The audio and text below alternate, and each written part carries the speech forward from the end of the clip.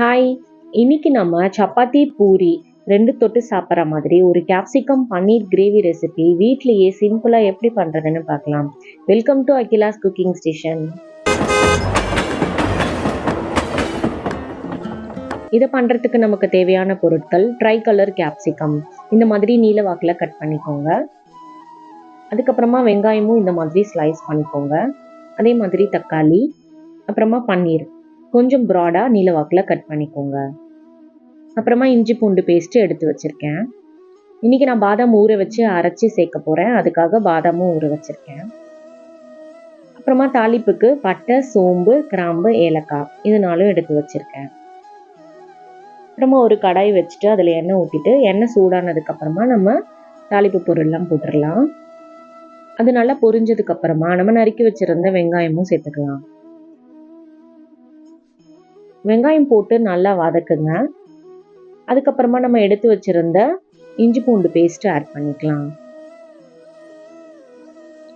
இஞ்சி பூண்டு பேஸ்ட்டு போட்டுட்டு அது வதங்கிறதுக்காக நம்ம கூடவே உப்பும் ஆட் பண்ணிக்கலாம். இந்த டிஷ்ஷுக்கு தேவையான உப்பு போட்டுட்டு நல்லா வதக்குங்க.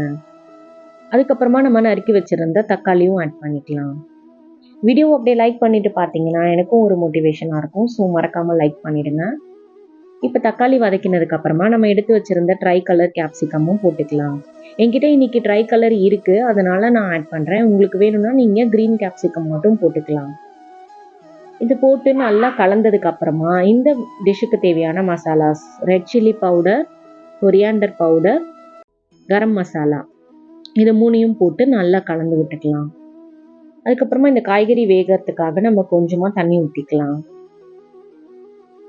தண்ணி ஊற்றிட்டு தட்டு போட்டு மூடி வச்சா நம்ம காய்கறி எல்லாம் வெந்துடும். வெந்ததுக்கப்புறம் பார்க்கலாம். இப்போ பாருங்கள் நம்ம காய்கறி எல்லாம் நல்லா வெந்துடுச்சு. இந்த ஸ்டேஜில் நம்ம நறுக்கி வச்சுருந்த பன்னீர் ஆட் பண்ணிக்கலாம்.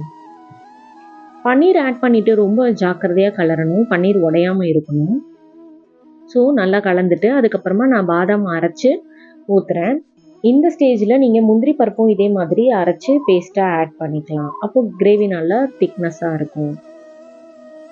இப்போ கடைசியாக நம்ம கசூரி மேத்தி போட்டு சர்வ் பண்ணால் நம்மளுடைய கேப்சிகம் பன்னீர் கிரேவி ரெசிபி ரெடி ஆகிடும். ட்ரை பண்ணி பார்த்துட்டு எப்படி இருந்துச்சுன்னு மறக்காமல் கமெண்ட்ஸில் சொல்லுங்கள். இந்த மாதிரியான வீடியோஸ்க்கு நம்ம சேனலை மறக்காமல் சப்ஸ்கிரைப் பண்ணிக்கோங்க. நல்லா சாப்பிடுங்க, நல்லதையே சாப்பிடுங்க. அடுத்த வீடியோவில் பார்க்குறேன். பாய்.